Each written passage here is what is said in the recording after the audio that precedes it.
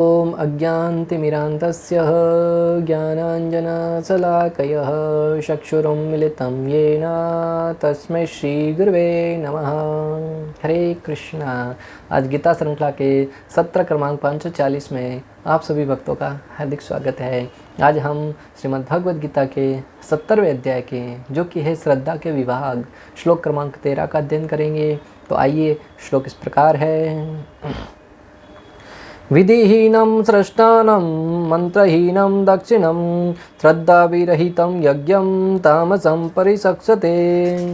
अर्थात भगवान श्री कृष्ण कहते हैं कि जो यज्ञ शास्त्र के निर्देशों की अवहेलना करके, प्रसाद वितरण किए बिना, वैदिक मंत्रों का उच्चारण किए बिना, पुरोहितों को दक्षिणा दिए बिना तथा श्रद्धा के बिना संपन्न किया जाता है, वह तामसी माना जाता है। भक्तों, ऐसा यज्ञ प्राय आज की तारीख में अत्यधिक मात्रा में हो रहे हैं। उस यज्ञ को भगवान श्री कृष्ण तामसिक मान रहे हैं। अगर आप यज्ञ करते हैं या करवाने के विषय में विचार कर रहे हैं तो इस श्लोक को ध्यान से सुनिएगा। कहीं हम यज्ञ तो कर रहे हैं आध्यात्मिक लाभ प्राप्त करने के लिए, परंतु अज्ञानता के कारण कहीं तामसिक यज्ञ न कर बैठे जो हमारे लिए अशोभनीय हो, लाभदायक नहीं हो। तो भगवान कह रहे कि जो यज्ञ शास्त्र के निर्देशों की अवहेलना करके, ऐसा यज्ञ जिसमें शास्त्रों में दिए गए निर्देशन के अनुसार यज्ञ न किया जाए, मात्र और मात्र तथाकथित लोगों के किए अनुसार या अपने मनगढ़ंत तरीके से उस यज्ञ को संपन्न किया जाए। अक्सर लोग ऐसे कार्य आज की तारीख में अत्यधिक मात्रा में कर रहे हैं। लोग कहते हैं अगर मन साफ हो तो उसको सही मान लेते हैं। कई बार ऐसा कोई महीना होता, मल महीना, उसमें किसी प्रकार का मुहूर्त नहीं किया जाता। एक व्यक्ति मिला कि अगर हमारा मन साफ है तो चलता है। हाँ, करने को तो सब चलता है। असुरगण है जो सनातन धर्म विरोधी है, वो किसी प्रकार का कोई मुहूर्त देखते ही नहीं है, परंतु वो शास्त्र के विरुद्ध होने के कारण अधार्मिक कहलाता है या तामसिक कहलाता है। इसलिए भगवान श्री कृष्ण कहते हैं कि जो शास्त्र के निर्देश की अवहेलना करता हो, शास्त्रों में अनेक प्रकार के रीति रिवाजों का, अनेक प्रकार के मुहूर्त का सही समय, उचित समय और अनुचित समय का विस्तार से वर्णन आया है। तो जो ज्योतिष शास्त्र है उसको यथाशक्ति यथासंभव अपने तरीके से उसको वर्णन करते हैं। जो व्यक्ति उनका अनुसरण करता है वह शास्त्रों का आदेश पालन करता हुआ प्रतीत होता है, और जो उनके अनुरूप नहीं करता है, अपने मन गणन तरीके से करता है, वह व्यक्ति तामसिक यज्ञ करता हुआ प्रतीत होता है। प्रसाद वितरण किए बिना, अगर किसी यज्ञ में, भले वो हरिनाम संकीर्तन यज्ञ हो, उसमें भी प्रसाद का वितरण करना आवश्यक है। इसलिए तो श्रील प्रभुपाद जी ने ऐसा नियम बनाया कि भागवत सप्ताह होगा, जहाँ कहीं भी कथा हो गई, कथा संपन्न होने के उपरांत प्रसाद का वितरण करना बहुत आवश्यक है। और कहीं जगह तो प्रसाद में मात्र एक लड्डू दे दिया जाता था, कुछ फ्रूट दिए जाते थे, परंतु ऐसी भक्तिवेदांत स्वामी श्रील प्रभुपाद जी ने ऐसा नियम बनाया कि भरपेट प्रसाद होना चाहिए। जो भगवान श्री कृष्ण को अर्पण किया गया हो उसमें स्वीट भी होना चाहिए, उसमें सब्जी रोटी भी होना चाहिए, दाल चावल भी होना चाहिए। जितना अधिक मात्रा में भक्तों को आप खिला सके उतना अधिक से अधिक खिलाने का प्रयास करना चाहिए। जितना अन्न प्रसाद वितरण होगा उतना अधिक लाभ होगा, क्योंकि एक तो लोगों को भोजन मिल रहा है और दूसरा प्रसाद के रूप में मिल रहा है। कृष्ण प्रसाद की, भगवान श्री कृष्ण के प्रसाद की महिमा का शास्त्रों में बहुत ही भर भर कर वर्णन आता है। भक्तों, एक बार भी अगर कोई व्यक्ति भगवान का प्रसाद स्वीकार कर जाता है ना, तो वो नरक जाने से बच जाता है। ऐसा शास्त्रों में वर्णन आता है। एक व्यक्ति ने भगवान का महाप्रसाद था और कुत्ते का जूठन था, फिर भी उसको ग्रहण किया और वो नरक जाने से बच गया। भक्तों, यह है भगवान के प्रसाद का महत्व। इसलिए तो भागवत सप्ताह करते हैं, प्रतिदिन भक्तों को प्रसाद खिलाने का उसमें वर्णन आता है। वैदिक मंत्रों का उच्चारण किए बिना, अगर वैदिक मंत्रों का उच्चारण किए बिना, पुरोहितों को दक्षिणा भी नहीं बिना, अगर किसी पुरोहित को दक्षिणा नहीं देते तो भी आपके उस यज्ञ का फल नहीं मिलता है।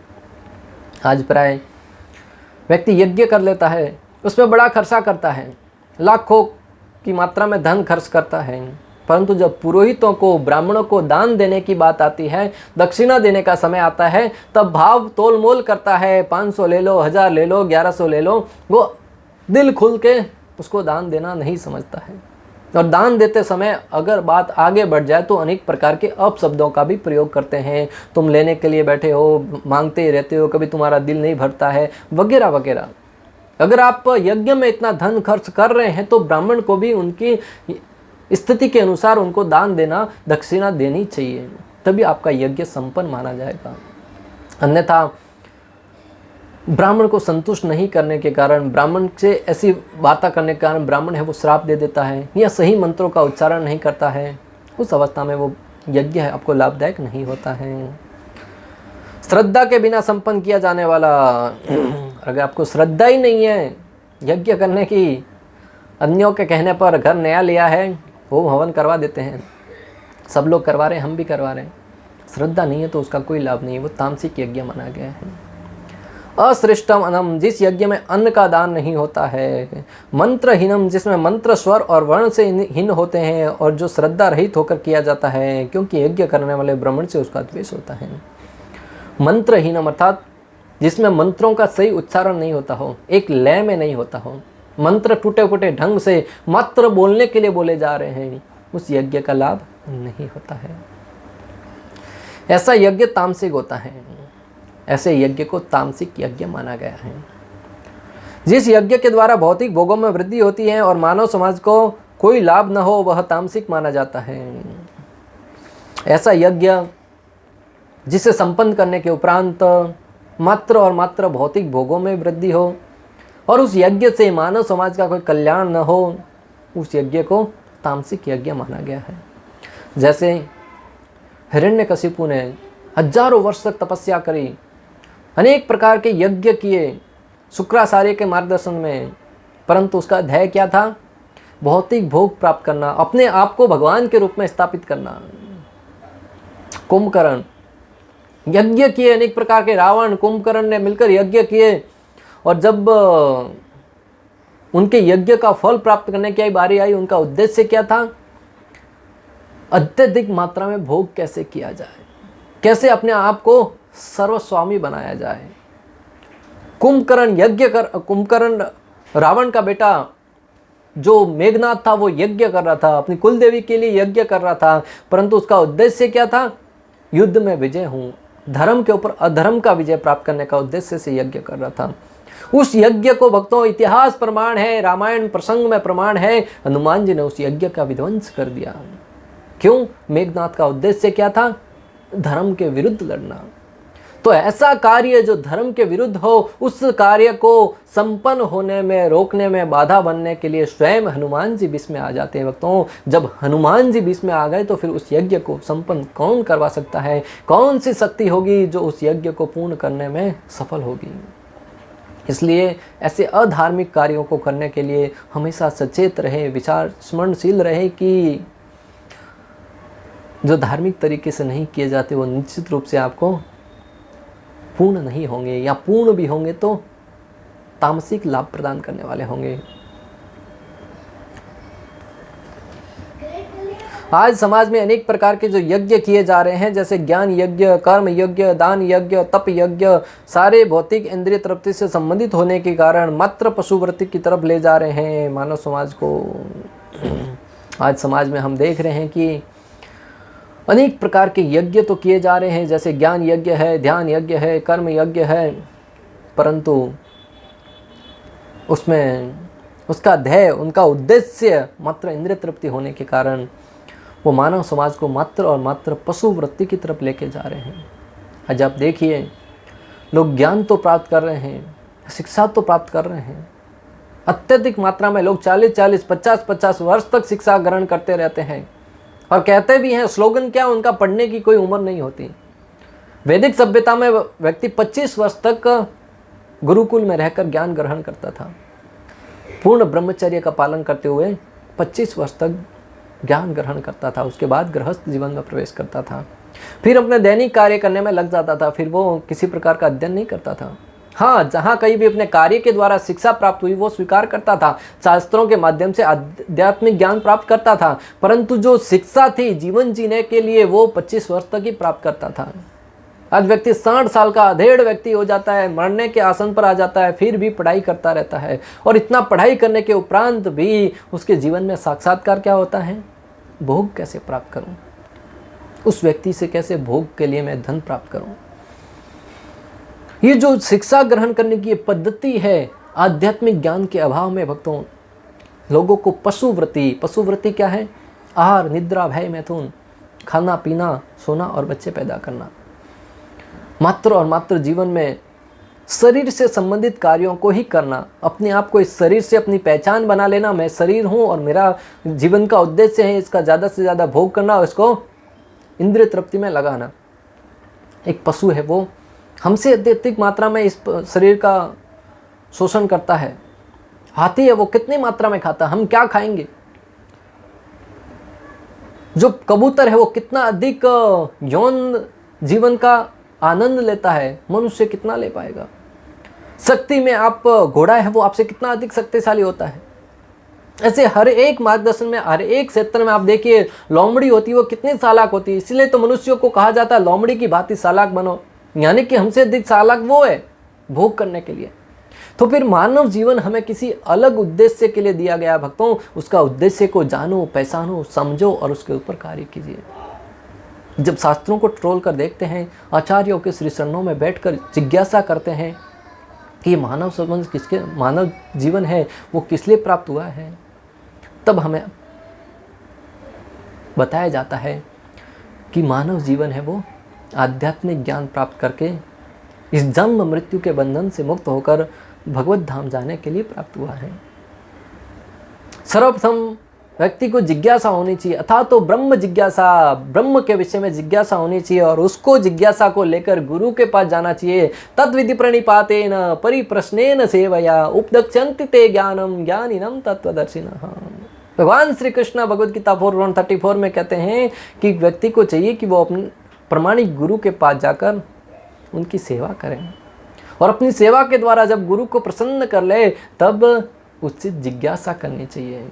वह आध्यात्मिक गुरु निश्चित रूप से आपको आध्यात्मिक ज्ञान प्रदान करेगा, क्योंकि उन्होंने सत्य के विषय में दर्शन किया है। ऐसे मनोकाल्पित बाबा जी के पास जाओ जिनको कोई आध्यात्मिक ज्ञान नहीं है, वो आपको क्या ज्ञान प्रदान करेगा? वो कहेगा मेरे नाम का जप करो, ये मंत्र का जप करो, तुम्हें आध्यात्मिक लाभ होगा, जो मन में आए वो करो, तुम्हें आध्यात्मिक लाभ होगा। ऐसा नहीं होता है भक्तों। प्रमाणिक गुरु परंपरा में जो गुरु ज्ञान प्रदान किया जा रहा है वही ज्ञान प्राप्त करके व्यक्ति आध्यात्मिक ज्ञान, आध्यात्मिक उन्नति कर सकता है। इसलिए हमें मानव समाज को चाहिए कि कर्म भी, आज लोग कहते कर्म ही पूजा है, और भगवद गीता का दूसरे अध्याय का 48वां श्लोक कर्मण्योवाधिकारस्ते, इस श्लोक को लोगों ने सबने आत्मसात कर लिया। जैसे जहां कहीं भी लोगों को भक्ति करने के लिए कहो, लोगों कहते हैं भगवान ने स्वयं भगवद गीता में कहा है कर्मण्योवाधिकारस्ते। भले पिता पुत्र को कह रहा हो, बॉस अपने सेवक को कह रहा हो, हर जगह यही श्लोक कहते हैं कि कर्म ही पूजा है, कर्म करते जाओ। किसी गाड़ी के पीछे भी लिखा हुआ मिलेगा कर्म ही पूजा है, परंतु उसके आगे का नहीं सुनते हैं। भगवान ने तो कहा है कर्म करते जाओ परंतु फल की इच्छा से रहित होकर। कर्म करना है परंतु फल की इच्छा नहीं करना है। हम तो फल की इच्छा को लेकर ही कर्म कर रहे हैं भक्तों। वो कर्म मात्र और मात्र पशुवृत्ति की तरफ हमें धकेल रहा है। आज प्रत्येक व्यक्ति कर्म तो कर रहा है परंतु उस कर्म करने का उद्देश्य है फल प्राप्त करना, भोग करना। इसके लिए वो कर्म उसके बंधन का कारण बन रहा है। भगवान ने अर्जुन से कहा कि तुम कर्म करो परंतु फल की इच्छा मत करो, और अर्जुन ने इसी उद्देश्य के साथ, इसी ध्येय के साथ कर्म किया और युद्ध में विजय उनकी मिली। वो कर्म अकर्म के रूप में हुआ, उसका बंधन अर्जुन को नहीं लगा। आज लोग कर्म तो कर रहे हैं परंतु भगवान के लिए न करके अपने जीवन के लिए, भोग के लिए कर रहे हैं, इसलिए वो कर्म बंधन का कारण बन रहा है। दान, आज दान यज्ञ भी हो रहा है, दान भी दे रहे परंतु उचित पात्र को नहीं देने के कारण लोगों को पता नहीं किसको दान देना चाहिए, किसको नहीं देना चाहिए। उचित पात्र को नहीं देने के कारण हमारे द्वारा दिए गए दान का वो सामने वाले व्यक्ति द्वारा दुरुपयोग किया जाता है, उससे नशा किया जाता है, जुआ खेला जाता है, मांसाहार किया जाता है, परस्त्री संग किया जाता है। इसके लिए उसका जो कर्मा है वो दान देने वाले को ही लगता है। इसलिए भक्तों, दान देते समय सचेत रहिए, कहाँ पर दे रहे हैं। गौ सेवा में दीजिए, जो आवश्यकमंद है, ज़रूरतमंद है, उसको दीजिए। आज की तारीख में तो बड़े बड़े गिरोह चल रहे हैं जहाँ पर लोगों को हाथ पांव काट कर धन मांगने के लिए बिठा दिया जाता है चौराहे पर, और उनका सारा का सारा कलेक्शन है वो जाकर उनके स्वामी के पास जाता है, और वो उस पैसे से बड़े बड़े होटलों में अनेक प्रकार के गलत कामों को करते हैं, और उसका फल निश्चित रूप से उस व्यक्ति को लगता है जिसने दान दिया है। इसलिए गुरु महाराज कहते हैं कि दान दीजिए। दान देने में कभी मना नहीं करना चाहिए, परंतु व्यक्ति को हमेशा या तो अपने पास प्रसाद रखना चाहिए, या कुछ बिस्किट रखने चाहिए, या कुछ खाने की वस्तु रखिए जो उस व्यक्ति को प्रदान कर दीजिए। खाएगा, पेट में जाएगा, भले वो पात्र है अपात्र है, पेट तो भरेगा कम से कम। और अगर धन देना चाहते हैं तो गौ सेवा में ज़्यादा से ज़्यादा दीजिए, और वो भी गौ सेवा में डायरेक्ट जाकर, जहाँ पर प्रमाणिक तरीके से गौ सेवा हो रही हो वहाँ पर जाके दीजिए। पशु पक्षियों को खाना खिलाने के लिए दीजिए। अनेक प्रकार के सेवा केंद्र हैं, वहाँ पर जाकर जो अपंग हैं, गरीब हैं, वहाँ पर दान दीजिए। कई ऐसे विद्यार्थी हैं जिनको श्रीमद् भगवद गीता का ज्ञान प्राप्त करने की इच्छा है, परंतु वो अपने धन से पुस्तक नहीं खरीद सकते, उनको भगवद गीता का वितरण कीजिए। वह है ज्ञान यज्ञ भक्तों। ऐसे ज्ञान का वितरण कीजिए जो समाज में क्रांति ला सके, समाज में कल्याण का कार्य कर सके।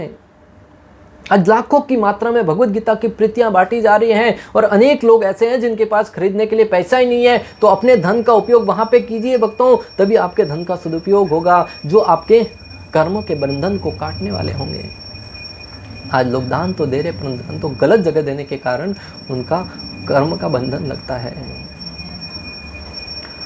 तप यज्ञ, लोग आज तपस्या भी कर रहे हैं, परंतु तपस्या कैसे करनी चाहिए, जिस तप से के द्वारा अगर भगवान श्री कृष्ण प्रसन्न नहीं होते हैं, वो तप किसी काम का नहीं है। मात्र और मात्र समाज में अपना नाम कमाने के उद्देश्य से, कुछ भौतिक धन प्राप्त करने के उद्देश्य से किया जाने वाला तप है, वो तामसिक वृत्ति का माना गया है।